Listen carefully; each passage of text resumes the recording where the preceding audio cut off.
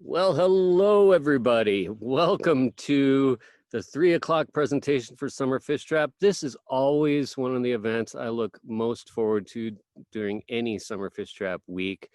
It's the Summer Fish Trap Fellowship reading. Since 1990, Fish Trap has offered fellowships to new and emerging writers who show promise at an early stage of their work. Many of them, I think we've awarded more than 100 fellowships over the years. And a few of them, several of them have gone on to publish their work, have great careers in education. And a handful have also come back to become Summer Fish Trap instructors. One we have this year is Ellen Waterston. There may be a few others out there. So I'm always excited about it. And the readings are always some of the best of the week. So we had this year a little bit about the process where scholarships are meant for folks who would really benefit from the Summer Fish Trap experience, but because for one reason or another would not be able to attend. Fellowships are merit-based. That means they're awarded based on the quality of their work. We work really hard to make sure that all of the applications we get a lot of attention, that each one is read. And I'm really proud of the fact that we ask our former Fish Trap Fellows to screen the work because they know what the Summer Fish Trap experience can mean to them in their writing, which is great. And then this year, our Fellows judge was Kathleen Holt, who was the editor of Oregon Humanities magazine for years. And she commented on just the high quality of all of the work and how hard it was to pick just three based on all the applications. So this year, our three fellows are Beatrice, Garrard, and Kilfoyle, and Crystal Salas. You can read all about them in the Summer Fish Trap program that you received and also on our website. Scholarship and fellowship applications usually open in the late fall or early in the new year. If you know somebody who would benefit from one of those opportunities, make sure that they get to know when it's happening. So we always send out a note encouraging people to apply. One note today: Crystal won't be joining us today because she's attending to a family matter, and she sends her appreciation, is sorry she can't be a part of it. So we have two readers. They'll read for about 10 minutes apiece, and I think you're really going to enjoy it. So first up is Anne Kilfoyle. She grew up in Idaho and received a BA from Boston College and an MFA from Eastern Washington University. Her work has appeared in Epic, Atticus Review, Menacing Hedge, and elsewhere. She was recognized in the top 25 for the Glimmer Train Short Story Award. Good for you. And is working right now on a novel and comes to us from a room in her house in Tigard, Oregon. So take it away. Thanks, Mike. Yes, it's a very warm room in my house right now, which I'm grateful for. So yeah, I just want to say thank you to Mike and Fish Trap. I feel really grateful to be chosen as a fellow and have this opportunity, and especially to be here with Beatrice and Crystal, even though she couldn't join us. And my workshop too has been it's full of incredibly kind and thoughtful people. And Lainey does such a good job steering our ship. So yeah, it's been a really, really great experience so far. The story I'm reading today is, it's a shorter story, only a handful of pages, so I'll read the whole thing. It's a disaster scenario, but not a pandemic. Although I wrote it in January, just when there were sort of initial stirrings. So there's some of that shadow looming over this. And the story is coming out in Salamander, the next issue. It should be any day now.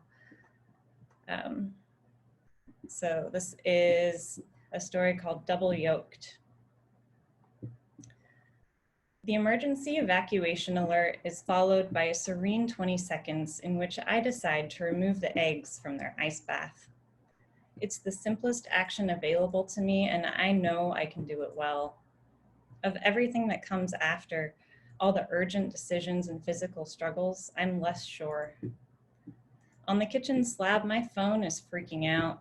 I plunge my hand into cold water, holding the eggs against the bottom of the glass bowl as I pour. It's a Saturday in late winter. This close to the northern border, our world is bright and thin-edged, hurtfully beautiful. Go outside and the light will soup you. My husband, Jesse, comes into the kitchen to have a coughing fit. He looks at what I'm doing, his face particled and gray. The water, he says. Maybe we shouldn't be wasting it. The blast of fear has already hit him. It occurs to me that he won't last long, and it's a dreamy thought, soft as trailing threads. Standing at the sink, one hand shocked numb, I'm so surprised by tenderness for him that I want to cluck. Jesse and I are as prepared for this as we can be, given that we're both off social media. The president announced the initial threat 3 days ago, but we didn't know about it until Jesse's coworker Nate started dry heaving in their collaboration space. The Safeway shelves were empty within an hour afterward, meaning we got stuck with the bummer of off-brand coconut water and marshmallow hazelnut spread. Even though the president said that hostility is certain, I'm a believe it when I see it kind of gal, so I thought it wouldn't come to anything. I thought it was an overreaction. Between Yumi and the fence post, I'm still not entirely convinced otherwise, despite these emergency alerts. Anyone can say anything these days. You want to end on something else? The last 3 days have been good days, some of the best. We've been holding our breath, but also our problems got smaller. We blew off payments, forgot about the bare spackling, the compulsive drinking, the silverfish, slipping through the bathroom the way I sometimes feel when I walk into a room containing Jesse. None of it mattered. Our relief was felt down to the wooden bones of the house. Our biggest fear wasn't mass annihilation. It was that we'd have to go back to how things were, back to our jobs and our lives. We'd have to do the laundry and put up flyers for the house cat we'd quickly lost track of. I'm worried this doesn't sound right. How can I put it? I mean, I felt something different. With Jesse and I, we're fine. We've spent a decade whittling our lives into simplicity. Every year, another complication is cut away. This is the opposite of most couples, I gather, but it's how we have made it work. As a duo, we are slick. We'll slip through your hands because we have nothing to catch on. Imminent doom is a complication, no argument, but seen another way, it's extraordinarily simple. That's what I mean. Jesse is right that I shouldn't be running the water. With nothing else to do while we waited for death, we watched YouTube. Every survival video insisted that after a widespread event of any kind, water would be the most precious resource. One video showed a dead cow floating around in a pond, then panned over to a sunburned white guy drinking from the other end. Jesse minimized the tab to order a $350 water filter on Amazon Prime, one that removes viruses with a hand crank, but so far it hasn't arrived. In our kitchen, he's scrolling the confirmation email again, seeing if the delivery status has updated. I defend my water waste by saying eggs are a superfood. He nods. His neck, where it tucks below his jaw, has the wiring of an outdoorsman, although we're mostly living room people. He has a history of making things look easy. I guess I'll get the bags, he says, and slowly shuffles down the hall to the mudroom, where our roller bags are filled with socks and Nutella. Jesse is many things that I'm not, a person who clears the lint screen and opens the door for the cat. Jesse knows exactly when to walk out on an argument, and he can still surprise me. Yesterday, I squirmed my fingers into his armpits to cheer him, and he laughed once, almost a cough, and said, "Kira, I'm not ticklish." Another alert comes in. We are supposed to have evacuated from the population centers by now. I don't know if our city qualifies, but the neighbors seem to think so. From the kitchen window, I see traffic backing up on our street, a parade of compact SUVs with pale men at the wheel looking overboiled and risky. The Fosters are idling around the end of our driveway. Their grade school kiddo, Bryson, has rolled down the rear window and stuck his arm out, wielding a small wooden bat. He brandishes the bat, which is more like a club, thick and short, takes zero aim, and whams it down on the outside of the car door. His parents, Lydia and Darren, both sweethearts, jump in their seats. I scoff. I don't ever want a Bryson, but I gotta admit he's a good character and I can see how he'd be a loss. Jamie has returned with our bags, one in either hand. I love it when his wrists are tense like they are, but his face right now isn't my favorite. He doesn't even look familiar. Are you laughing? He sounds like he has the flu. Oh no, I say, it's just Bryson being a little shit. I motion out the window and see that Bryson has dropped his bat onto the street. He's crying now, which is somehow not what I expected. It's further disconcerting to look from his face back to Jesse's, where the same locked-in fear makes me feel shrink-wrapped. Maybe you're right that we should hustle, I say, trying to regain good footing. I nestle the wet eggs in a paper towel. Jesse's shoulders are moving a little. Actually, he's swaying side to side. What do you mean, he says. Why? What happened? I see that I've upset him further. Nothing, I say. Well, I correct. I mean nothing apart from the global attack. Jesse is from the next state where the dried up hills are brushy with grass if they're not crumbling away. The prize of his hometown is its rodeo. Even though Jesse grew up riding horses, he will forever feel inferior to men who wear cowboy hats professionally. He claims this to be true despite my feelings about men in cowboy hats, and I have to respect him for saying so. His parents still live there, and that's our goal, to make the 200-mile journey to Jesse's childhood home on Lark Road, where his mom is waiting with a glass of iced Chardonnay and his dad is napping with his work boots on. We're going there because it's not a population center and it's the last place we really felt good. My parents live at a distance that is inconvenient for travel. His parents both smile in a way that makes their eyes disappear. I heard that couples who look similar have a stronger bond because it means they mirror each other's expressions, which is something you do with people you like. I've been looking hard at Jesse and me, our reflections as we brush our teeth over the splashed sink every night, waiting for the similarities to emerge, but I guess we're young yet. In the kitchen, Jesse's panic is escalating. Kira, will you please talk to me? We need to do something. We need to act. His fear has tripped us into a new script, and now Jesse is a soft scroll in my hand and knitting. The last time he looked at me like this was in the very beginning, when we put ourselves at stake. I think, if we survive, I will transform into someone better. Change is always scary, they say. And they say that fear is excitement without the breath.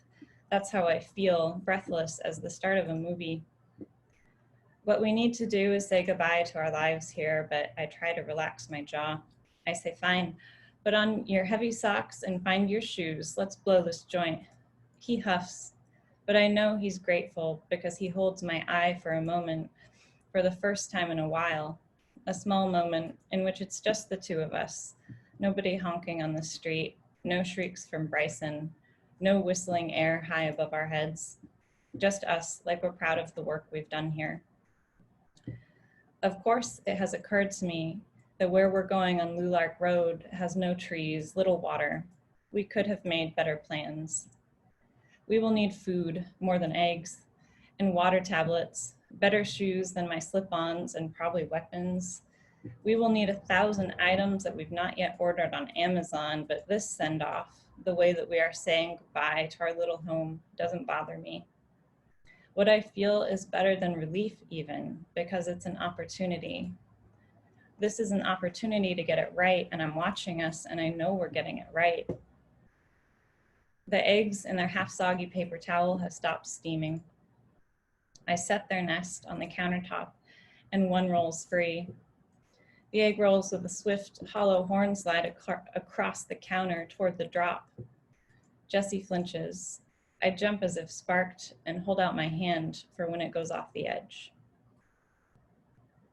Thanks.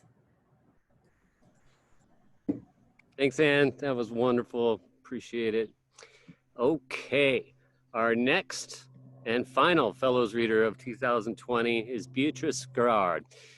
Beatrice is a recent graduate of the University of Montana MFA program. Fishtrap has many friends there. In her pre-MFA life, she studied history and Yiddish at Stanford University, ventured to Mongolia as a Fulbright scholar, and toured her native Washington in a museum outreach van packed with fossils. Sounds pretty fun. Now she reads history for the footnotes, finding marginalized narratives to parse through her queer and often Jewish historical fiction. Take it away, Beatrice. Thank you so much. And thanks, Anne, that was awesome. Hi, everybody. Thank you so much for this opportunity. I'm Beatrice. I want to start by acknowledging that here in McCall, I'm on the lands of the Nimipu people who have lived here since time immemorial. I'm going to read 2 excerpts from a novel in progress called The Museum of Practical Objects. The first section is called Thunder's Opinions. That is the list of a person named Thunder, not the natural phenomenon. Also, it barely comes up here, but some magic exists in the world of the story. Of the characters that appear in the second section, one can hone in on lost objects, while the other can stop time, although both abilities come at a very steep personal cost. Okay. Thunder's Opinions, Part 1. 1. It's nuts not to read the news. 2. It's nuts to believe what you read in the news. 3.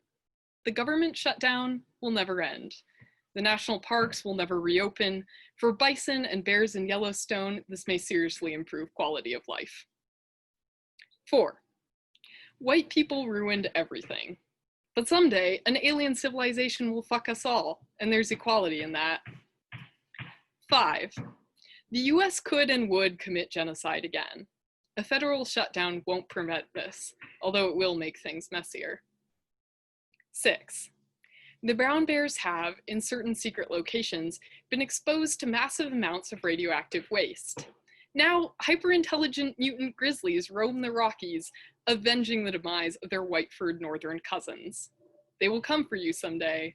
Let them. Fair's fair. 7. When global warming really hits, Alaska will become a powerful nation. They will conquer Seattle and enslave the techies to their will. They will steal our fresh snowpack through a system of aqueducts.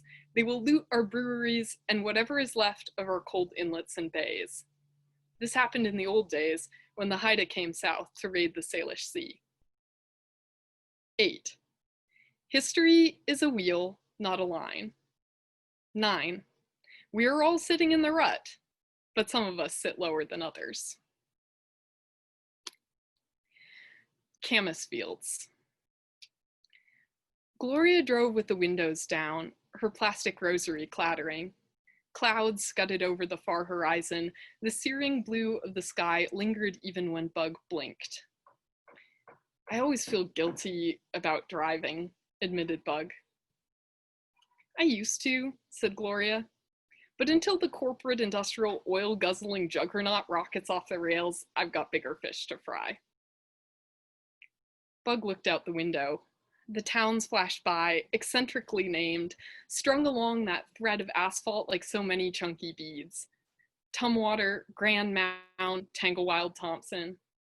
The towns had ballooned, collapsed again.